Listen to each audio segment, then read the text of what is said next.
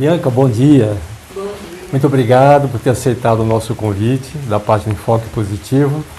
E você fica à vontade aí para uma breve apresentação. Bom, meu nome é Bianca, tenho 37 anos, moradora de Mariporã há 32 anos, sou ambientalista, presidente do CONDEMA, que é o Conselho Municipal de Defesa e Meio Ambiente aqui de Mariporã. Também estou como coordenadora do Elo Ambientalista Estadual da Rede de Sustentabilidade, sou filiada à rede. E é isso, estudante de gestão ambiental. Então estou aí no caminho do meio ambiente já faz um tempinho, pelo menos há 8 anos. O que você acha que pode servir mais como ferramenta de proteção para a Serra da Cantareira e as outras regiões, né, de proteção ambiental? Bom, hoje a gente já tem diversas leis aqui no município que regem o ordenamento territorial, né? Então, o Código Florestal, a Lei da Mata Atlântica, a Lei 15.790, temos o decreto que saiu ano passado, 65224, que saiu no dia 14 de outubro de 2020. Essas já são ferramentas que, teoricamente, teriam de proteção. Mas a gente sabe que uma questão primordial é a fiscalização e o monitoramento, porque existe uma diferença entre fiscalização e monitoramento. A fiscalização é aquela ação pontual, né, quando os órgãos recebem a denúncia, então eles vão, se locomovem até o local para verificar, né, se está tendo infração e tudo mais, se tiver, fazem as questões jurídicas, né, pertinentes à fiscalização. E o monitoramento é aquela fiscalização constante, né? Então, na verdade,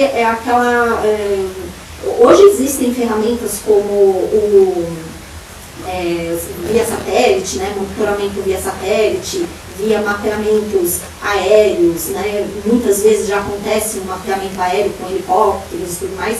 Mas hoje uma ferramenta até, creio eu, que seja um pouco mais barato, são esses sensoriamentos remotos, que dá para você verificar onde tem as supressões diárias ou a infração. Então, o monitoramento ele é muito mais importante do que só a fiscalização. Uhum. Mas a fiscalização também é importante por quê? Porque não só depende do município fiscalizar, né? Nós que estamos nos bairros, é difícil, por exemplo, a gestão pública fazer o monitoramento e a fiscalização de 320 km² de território.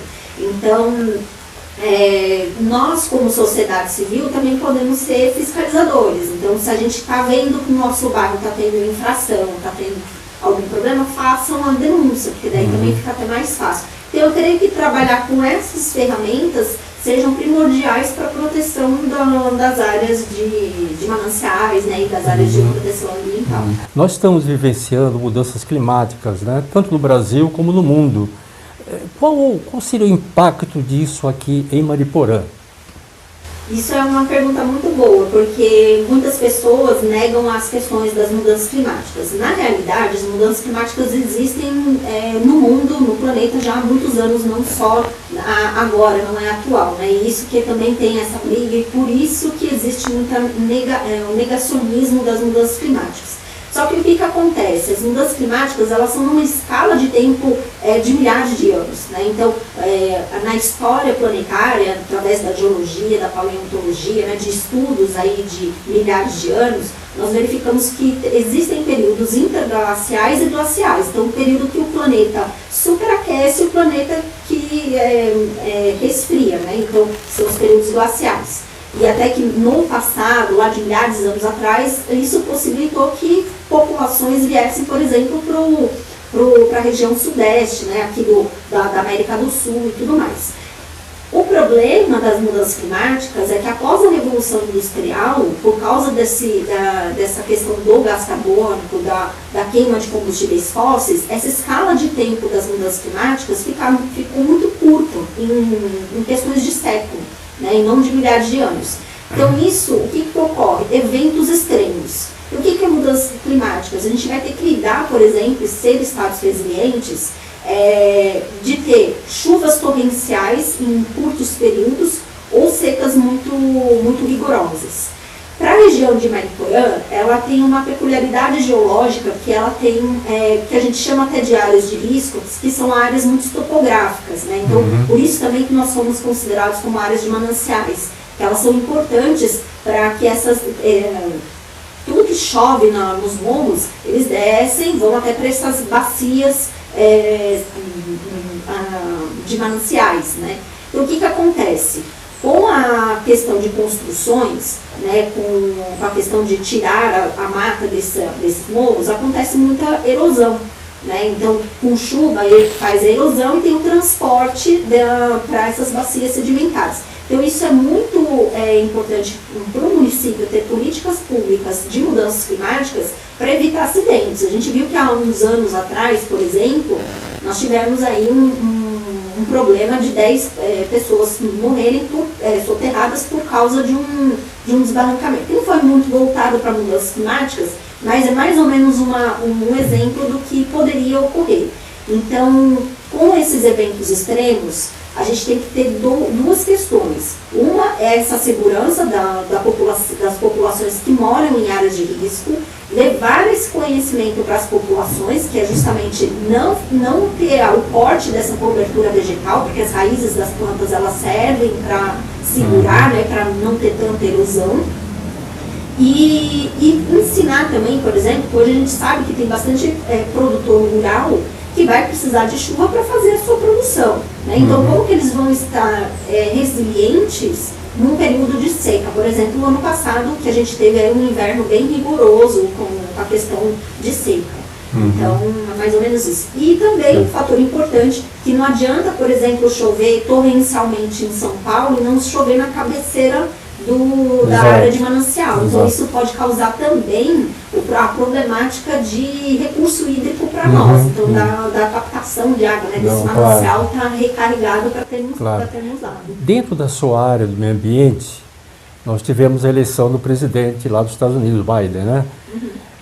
O que você espera em termos globais e aqui no nosso país? Em termos globais, a gente está vendo que não só a eleição norte-americana, né, que colocou o Biden no posto e que é uma pessoa que está pensando mais para essas políticas ambientais, mas o mundo inteiro, após o acontecimento da pandemia, eles estão enxergando possibilidades de desenvolvimento sustentável.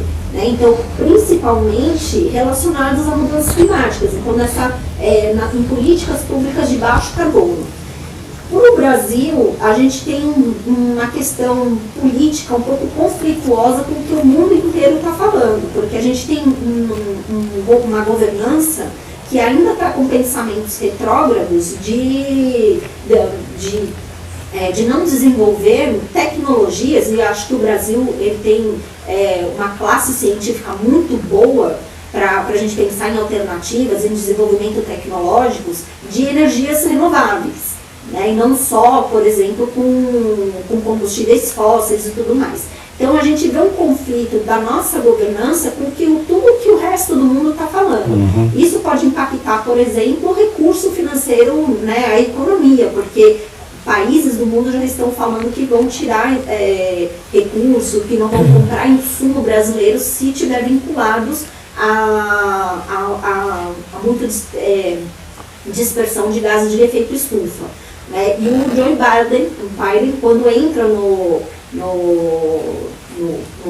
Congresso, né, quando foi eleito, ele também já deixou bem claro que ou o Brasil toma conta das políticas públicas ambientais ou também tiraria essa questão. Então, assim, ou o nosso governo começa a pensar em possibilidades de desenvolvimento sustentáveis, ou o mundo inteiro vai estar avançando nessa questão e nós vamos estar lá para trás, perder recurso, ter conflito econômico e tudo mais. É verdade. Por falar em políticas públicas, você é presidente do CONDEMA, né, o Conselho Municipal de Defesa do Meio Ambiente. Quais foram as contribuições do CONDEMA para as políticas públicas de Mariporã? E elas se realizaram? A gente se realizaram, Apesar que, assim, a minha vontade era de ter realizado muito mais, mas às vezes não depende só de mim, né? Também depende de políticas públicas, tanto municipais quanto estaduais, mas um ganho que foi do Condema, né, e que não foi só da minha gestão, isso também foram de gestões passadas, foi a concretização do Pico do Olho d'Água, né, do TAR da ARE, né, da Área de Relevância de Interesse Ambiental, que é o Parque do Pico do Olho d'Água. Então isso o Condema esteve muito atuante nessa questão, teve a chancela do Conselho para aprovação. E também a cobrança que o Conselho fez, né, dentro do Estado para a instituição do Grupo Integrado de Fiscalização, que é o GIF ou o GFI, né, que alguns falam, que a gente obrigou, né, na verdade não foi nem obrigar, mas foi uma cobrança do Estado de fazer o que estava na Lei 15.790, que era a instituição desse grupo. E o que é o Grupo Integrado de Fiscalização? É uma colaboração de diversos atores, tanto municipais quanto estaduais, para fiscalizações nas áreas de mananciais, né? Então, dos municípios que competem à Lei 15.790. Então, está assentado nesse comitê o Estado, a CETESB, a SABESP, os municípios. Então, isso foi um ganho muito grande do Conselho, que perdurou muito tempo, mas finalmente a gente conseguiu. Tá certo. Bianca, nós estamos quase finalizando. Uma pergunta mais indiscreta. Qual a sua posição dentro das políticas públicas de Mariporã? Bom, apesar de muita gente me considerar sempre de oposição, e isso eu acho muito engraçado, porque eu prezo assim, eu sou moradora de Mariporã, e eu prezo pelas políticas públicas que façam justiça social, obviamente por eu ser ambientalista, então também esse desenvolvimento socioambiental, né? E eu levo muito essa questão do desenvolvimento sustentável do nosso município. Então, assim, normalmente me falam que eu sou de oposição porque eu debato muito contrário a algumas políticas públicas que estão em conflito com as legislações que nós temos aqui. E por eu enxergar também que o município ele tem um recurso muito bom, que é esse recurso ambiental, esse serviço ecossistêmico que nós temos no nosso município, que a gente poderia se desenvolver muito mais, né? E eu falo isso já há uns 8 anos. Que a gente tinha que reelaborar a nossa economia e tudo mais. Então, hoje eu sou considerada, não sei até por essa gestão, que essa gestão acabou de entrar, né, mas normalmente eu sou considerada oposição porque eu quero levar a informação de como ter esse desenvolvimento para a sociedade num conjunto, né, totalitário, não de interesse próprio, mas às vezes eu bato em políticas públicas que estão em conflito também até com essa própria... esse próprio viés, essa visão do nosso município. Então, assim, claro, eu sempre vou defender o desenvolvimento sustentável, né? Sempre estarei aberta a estar falando sobre políticas públicas, trazendo essa minha técnica, né, do meio ambiente, de desenvolvimento ambiental, da economia ecológica para os municípios. Mas, infelizmente, até hoje, até um tempinho atrás, a gente não tinha políticos que enxergavam esse futuro para o município. Então, vamos ver essa nova gestão, não sei ainda como que tá. Parece que eles também têm esse viés mais sustentável, sim. Mas é o que eu falei, uma coisa é a gente falar da boca para fora, a outra coisa é a gente saber fazer. Né? Então a gente está eu estou ainda analisando como está sendo a política para eu me posicionar também, né?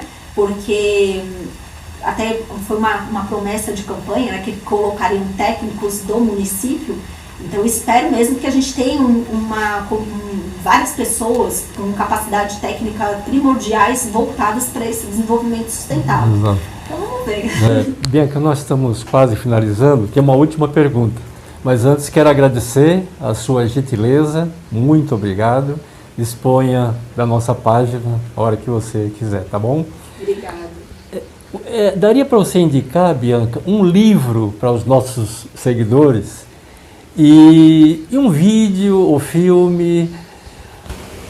Sim, de livro, eu acho muito importante todo mundo, até para entender também essa questão da evolução da espécie humana, de nós, com essa relação com o meio em que vivemos, que é o livro do Yuval Harari, que é o Sapiens, Uma Breve História da Humanidade. Eu fiz a colinha aqui porque eu quase nunca lembro. Tá. Uma Breve História da Humanidade. Então, ela é muito importante para a gente saber, é um livro super bom, parece, ele é um pouquinho grande, parece que não vai dar para ler, mas você pega no tranco lá, você lê. Você pode repetir o nome? Sapiens, Tá. Uma Breve História da Humanidade, do ok. Yuval Harari. Tá. Nós vamos escrever aqui embaixo, pessoal. E de documentário, eu tenho 2 documentários super bons, um que é A Life on Our Planet, que é do David Attenborough. Eu já tinha até colocado isso no meu Instagram também, como indicação, mas que também fala sobre essa nossa relação com o mundo daqui para o futuro. Então, né, como que foi e como que será.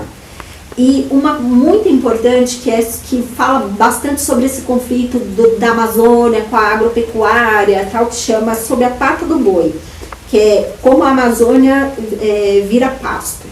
Então ele é dirigido por Márcio Izessen, e é uma produção do OECO e da Amazon. Então eu acho muito importante, assim, até para sabermos como que são, por que existem esses conflitos. Exato. Bianca, muito obrigado. Disponha da gente. Imagina, obrigada a vocês.